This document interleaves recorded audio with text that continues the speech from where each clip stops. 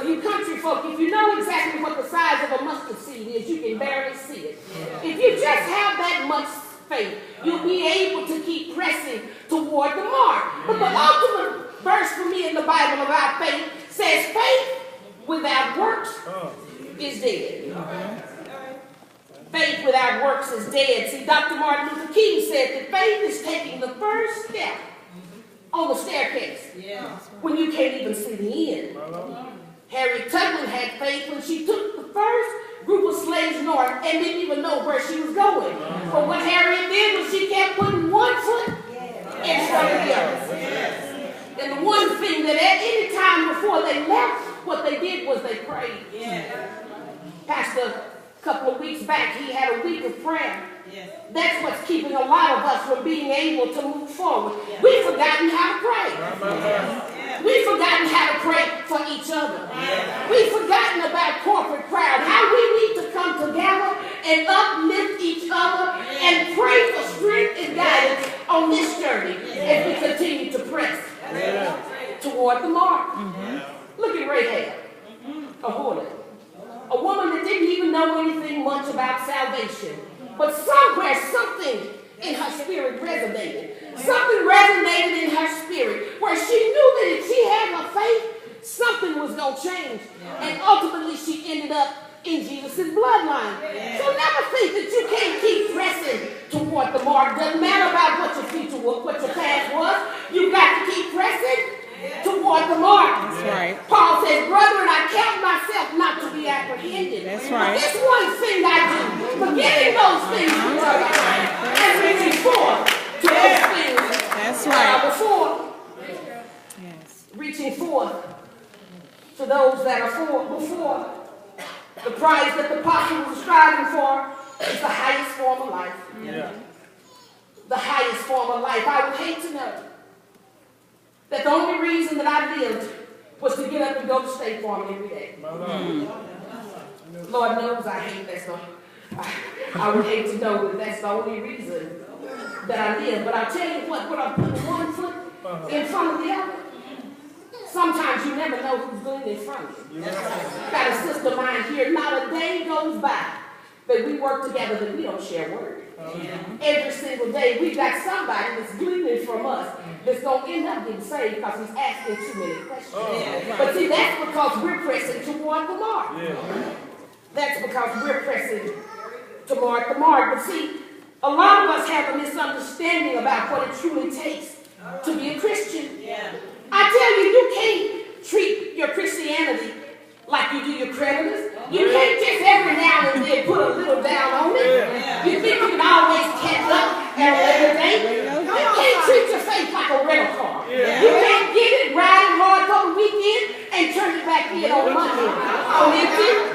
You can't treat God like a parking meter. Go in and put in for 2 hours, and when your time's up, you still want to just go home? Every day when you wake up. Every day when you wake up before you get up.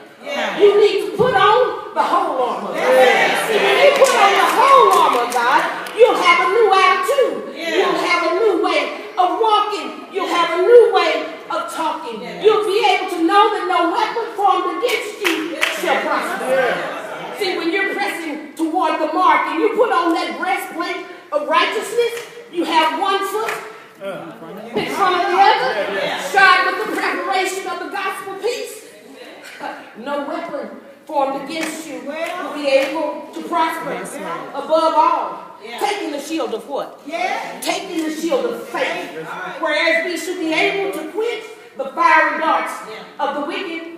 Some people say, I don't have no fiery darts. Drive in traffic in the morning.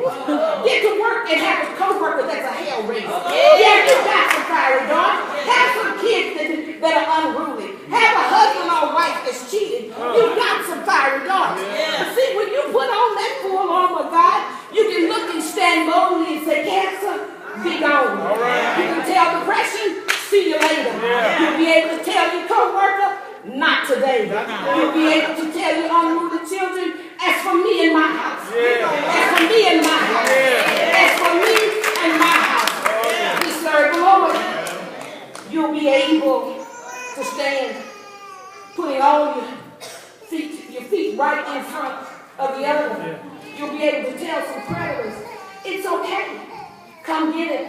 My Father will supply all of my needs. See, I believe that when you have that crazy kind of faith, when you have that crazy kind of faith, people start to look at you wrong, Sister Jackie. They look at you like something's crazy about you. But see, this journey is not about a competition. A big bank account, no Jesus, equals broke. A big bank account, no Jesus, equals broken. See, I don't have a problem boasting about my royalty. I don't have a problem to tell you exactly what I'm worth. Because, see, my Father owns the cattle of 1,000 years. In my Father's house, there are many mansions. If it were not so, he said, I would have told you. He's made it out plain. He says, I go to prepare a place for you. And if I go to prepare a place for you, I'll come again and receive you unto myself. That where I am, there ye may be also. But how you get there? Just simply putting one foot in front of the other. One foot in front of the other. We're going to have to teach our young people about the mark. We make life way too easy for them. See, they have an iPod, but no God. They got a cell phone, but no mainline. We're going to have to tell them about the prize and how to get there. We're going to have to talk to them and take them back to that old crazy kind of faith. The kind of crazy faith that your grandmother, your great-grandmothers had. The kind of faith that they had when they worked on somebody else's property, picking somebody else's cotton and still making do. That's the kind of crazy faith that I'm talking to. But see, we haven't taught them the bare essentials. They think they know how it goes, and they think that they know exactly how to do it. And it reminds me of an old parable. When they went to church service and they had two preachers, they said, we're going to get the old version and we're going to get the new version. They asked them to do the 23rd Psalm. Young preacher went up with his hoop and with his hollow and with his moan. He had a little swag and he had a little jive in it.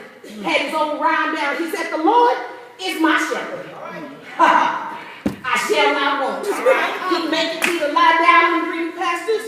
He leadeth me in the paths of righteousness. And he restores my soul. People just looked at him for just a little bit. But the old preacher came up. Slow stroke. Just taking his time. Doing a little Mr. Brother Johnson. As he got up here. And all he said was, the Lord is my shepherd. The Lord is my shepherd. I shall not want. By that time, the church went crazy and the church went wild. And afterwards, young preacher went up to the old preacher and said, Pastor, I got up there and I had a little hoop. And I had a little holler and I had a little moan. And I didn't get a response from the church. What do you think happened? Old preacher looked at him and said, son, you know the Psalms. I know the shepherd. All right. We can't just give them the Psalms. We got to have them press toward the shepherd. See, I'm a firm believer that if we don't know where we've come from, you can't even appreciate where you are. If you don't know where you are, you really don't know where you're going. See, when I travel across the country, never am I close to a plantation that I don't know. And if you ever go in and you look and you see a room that sometimes families live in, it's a humbling experience. We've got to take our young people back. We've got to allow them to understand that we've come this far by faith. We've come this far simply pressing. Someone asked me, said, why do we sing We Shall Overcome? And we've got a black president. We've got a black president, but we still got a long way to go. Listen to them on TV every day when they say President Ford, President Reagan, President Clinton, President Bush. But they all say Obama. They all say Barack. We've got a long way to go. We've got to teach them that in the beginning is where it all started. In Genesis 1:1, in the beginning, God created the heaven and the earth. We've got to let them know that it was Jesus who pressed who hung, bled, and died for us so that we might have the right to a tree of life. We've got to let them know that our men on that journey didn't swag, didn't sag, they swayed.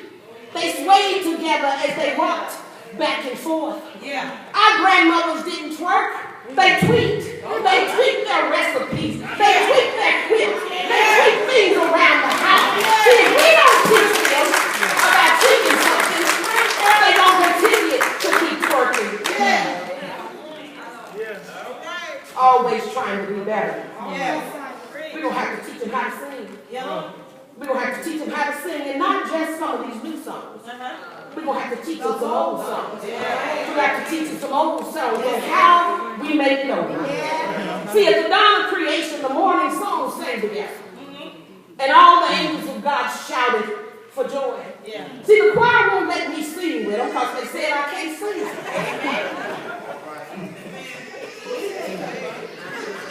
Amen. But you know what? I make a joyful noise myself. I don't have to sing for anybody, and I don't have to have anybody sing for me.